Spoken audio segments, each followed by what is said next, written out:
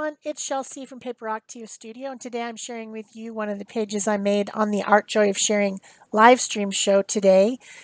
We live stream every Thursday on the Art Joy of Sharing live stream channel, and I am just showing you one of the pages I made. We were doing the theme watercolor workout. We've been doing this in the Facebook group all month, and I haven't really gotten into it yet, but I have a new Arteza watercolor journal, brand new, and it has 110 pound cold press watercolor paper in it. I'm going to use it only for watercolor. Plus, I have a lot of new, more higher end tube type watercolors.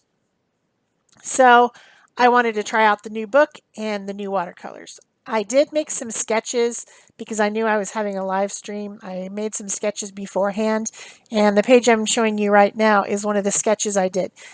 I was trying out different people's styles, artists that I like, that I see around, on Facebook and Instagram and stuff. And these cute little birds, which she calls quirky birds, are from in the style of Jodi Ohl, who is an abstract artist that I enjoy a lot. I like to look at her stuff. And so I just drew a quick sketch of this style. I don't believe she uses watercolors on hers. I'm not sure. I think she's an acrylic artist. But I thought it would be fun on one of these pages to do a couple of these little quirky birds. So they're drawn in water-soluble graphite pencil and, real simple lines, very simple drawing. This could be done so easily. If you don't like to draw, but you still want to do watercolor, you could use a stencil. You could trace a children's drawing, from like a coloring book. You could use a stamp. There's lots of stamps out there that are really great for watercoloring with. And, there's lots of ways to get an image for you to watercolor. You could use a digital download. There's lots of digital downloads out there. I have a lot of them from Gina B. Aaron's Designs Etsy shop, and there's lots of other people that have digital downloads. I even have a few drawings on my blog that you could download and use if you wanted to start watercoloring. I would suggest that if you were going to use a digital download that you would trace it onto your watercolor paper using one of those graphite sheets where you put something over the top of the graphite sheet and you draw on it so that it's not completely dark. They're illustrations. So that's how I would do it. But you can do whatever you want. Watercolor paper is different than regular paper. It's more absorbent. So you do have to keep that in mind. Just, like a printout on an inkjet printer, the paper is not the right kind of paper for watercoloring. It will seep through, everything will run. There's a lot of problems with that. So if you're going to use a digital download, trace it onto some watercolor paper. They come in different thicknesses. I prefer the 110 over the 80 pound because it's just a little bit thicker, and I can also use it for mixed media. This journal would be great for mixed media too because it's nice heavy paper that can take a lot of abuse of water. So I started out painting my drawing using the background first. And the colors I'm using are Moon Glow and Alizarin Crimson from the Daniel Smith watercolors. I haven't had, the higher end, higher quality, more expensive watercolors before. But Peg Robinson, my friend who I do the Art Joy of Sharing live stream show, is really getting into watercolor, and I think she wanted me to do it too. So she had found a lady that she follows, and that lady was getting rid of some, I guess she has a lot of stuff because she works for a company, and she was getting rid of some watercolor stuff, and she had these just kind of grab bag boxes. And Peg ordered one for herself, and she was so happy with it that she ordered the other one the lady had for me. And then we took all the tube watercolors that came in the box and we put them in half pans and sent them to each other. So we each got double the amount of colors. And then I sorted all mine. You saw at the beginning, that I had those larger swatches. I swatched them all by company. So I have some M. Graham, I have some Daniel Smith, I have some Lucas, Soho, Core, just a few colors of each of a bunch of different brands, even some Grumbacher, Academy type ones.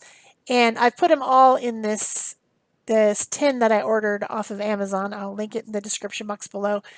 It comes with a lot of empty half pans, and then it comes with this three-way folding tin, and you can put whatever ones you want in there. So you can, if you're going to travel and you don't want to take the whole thing, you can take some of those half pans out and take them with you. They just snap in and out. Then this other palette that you see to the left is one that doesn't have the ability to have anything taken in and out of it. So it's just got the colors in there and they're dried in there. Expensive watercolors come either in a pan already made or in a tube, and you squeeze the paint out of the tube, and then once it's dry, it's still watercolor. And all you do to activate it is just spritz it with water before you start, and then you have a clean and a dirty water to use with the. Am I making sense? I'm just rambling on and on. You need a couple different cups of water so that you have something to rinse off and something that has clean water in it to pick up. And in the background of the page, I was putting down clear water onto the paper and then adding the color to it.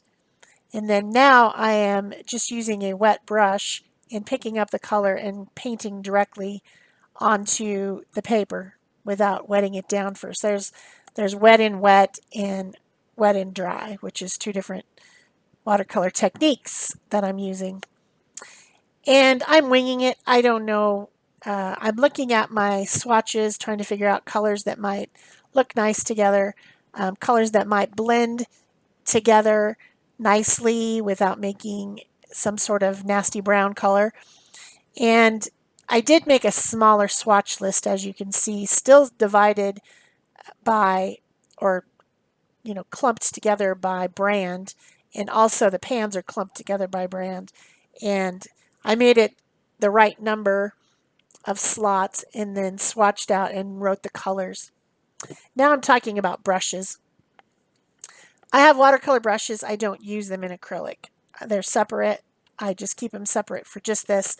Watercolor brush needs to have a fat amount of absorbent bristles up towards the metal part of the brush so that it can absorb a lot of water, and then it needs to come to a tip.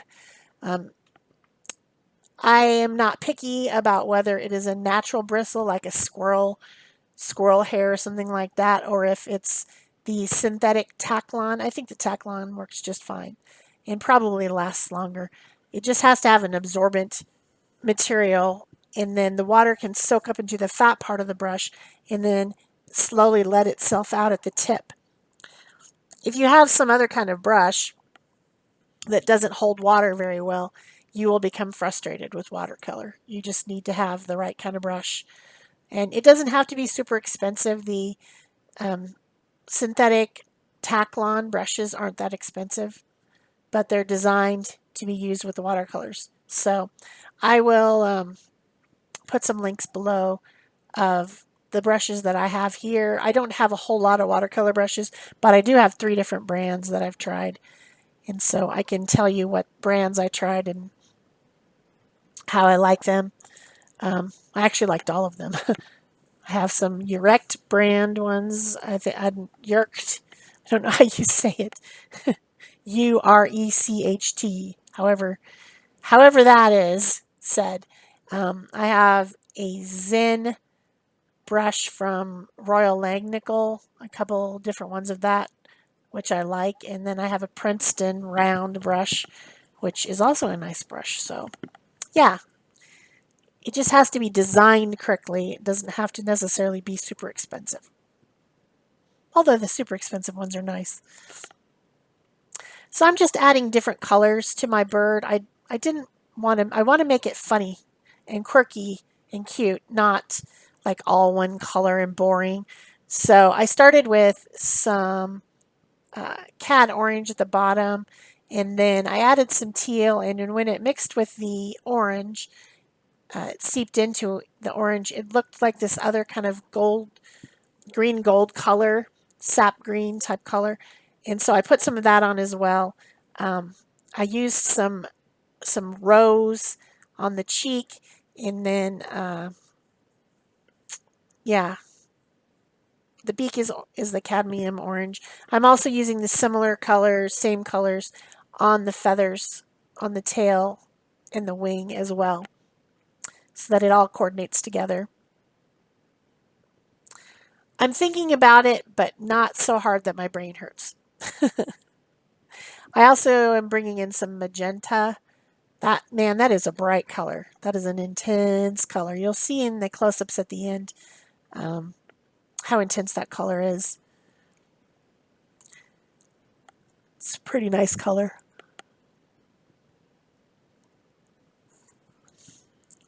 So just because my watercolor tubes are all randomly picked, I have 3 different brands of Indian yellow. And interestingly, the 3 different brands of Indian yellow are all slightly different colors. You'd think if there was a color, an artist accepted this is a color, Indian yellow, that they would all be the same, but they're not, which I found kind of funny. They're similar, but they're not the same. I think I'm going to use some Indian yellow here pretty soon. Oh no, I decided, I guess, to use a sienna color on this one. So I did start with the Indian yellow on the legs of the bird, and then I got this raw sienna, I think it is, for the tummy. And I do not remember what I used for the rest of the bird. Was it green? Green. Yeah. So I have to like think to myself. So my swatch thing is exactly the same spacing, and everything is in order on there. In order of brand, not in order of the colors the way I would normally put them together. So I look at the chart, I pick a color, and then I have to like kind of count. Okay, here's those colors in this line. Yeah, I think this is sap green, which is a nice color.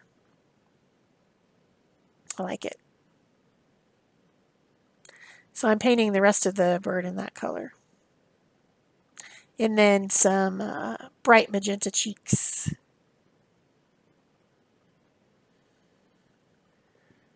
So these are fun little birds. They're just they're a cute design. I've seen that Jodi Ohl make them lots and lots of times, or I haven't seen her make them. I don't think she does videos. She does classes, but I've seen them be shown. She's shown them on her Instagram and Facebook a lot. And mine are slightly different, but they are inspired by her. I think if you do something that is inspired by someone else, or you're, using their style and trying to make it your own, that you should give them credit. So I definitely want to give Jodi credit for having cute birds. You go, Jodi. Cute birds.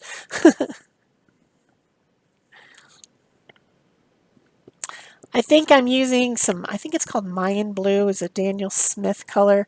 Around the eyes, I wanted him to have dark eyes that showed up against all this bright color that I'm using. So I put that in around the eyes. It might have actually been the Moon Glow, the Daniel Smith Moon Glow, which is a really cool color. It's not gray. It's not black. It's not blue. It's not purple. But it's some combination of all those. And it's just a neat color. I like it. I'm going to actually buy my own tube of that color, because I just have a tiny bit in this plastic palette that Peg sent me. So definitely got to get some of that for myself. So then the background's dry. So I'm going back in and darkening some areas and making some more shadowy areas deeper with another layer of the Moon Glow color. It might be kind of a Payne's gray, kind of blue gray, purple. color. It's just an interesting color. Daniel Smith brand, which is not inexpensive, but nicely pigmented. It'll last a really long time. If I get a tube of that, I'll probably have it for the rest of my life, unless I suddenly become a crazy watercolor artist and do giant canvases with it. I don't think that's going to happen. I like collage too much. But I can use these watercolors with my mixed media, so I could do that too. So making sure that there's some contrast between the dark and the light. And I do like that alizarin crimson on there too, blended in with the moon glow. It looks really cool. This is a fun page. Fun. This is speeded up 2 times fast. If you'd like to see it in real time, you can go watch the Art Joy of Sharing live stream show, which has Peg and I both on it. It would be recorded, and I will put a link below the video so that you can go check it out if you want to. So I'm just about done adding color here. Of course, if you guys have been following my channel, you know I like an illustrative look. I like lines around things. Painterly is just really not my thing. I like to have lines. And so I'm going to do pen work over the top of this watercolor using Posca paint pens. And I'm using the fine tip Posca paint pen in black and in white. Also, being primarily a collage and acrylic mixed media artist, I don't always remember to leave white in my paintings. It's something that I need to work on as I'm working on for this month and next month. We're focusing on watercolor workout, hashtag watercolor workout, which a lot of people have been participating. There's been a lot of posting in the Facebook group of people's watercolor workout practice. You can go and search the hashtag and you could probably find some stuff. Of course, also you could just join the Facebook group and search in there for people's watercolor. It's pretty fun. But the main thing that I need to work on with watercolor is leaving white space. And actually, I could use some working on that in my regular art too. I tend to like to fill up every single area of every single thing with color or pattern or design or something. I just, that's just me. That's my style, I guess. But because it is, I've got to put my lines on here with my Posca pen. So I'm doing that. And I'm adding some other doodly things as I go too. And I'm not necessarily carefully drawing lines. They don't have to be perfect. I like them slightly sketchy a little bit. So that's why I do it the way I do it. It's just something that I like. It's the way I do my stuff. It's my style. So if you've enjoyed this video and this little funny bird page with watercolor workout, be sure to give it a thumbs up. Leave me a comment or question below. You can also join the Facebook group and work on your own watercolor journal. We would enjoy that. You can share this on Pinterest or Facebook. All those things really help out my channel by helping other people find me. And I think I've already mentioned you can watch the live stream on Art Joy of Sharing live stream channel every Thursday. That's it for me. Thanks. Bye-bye.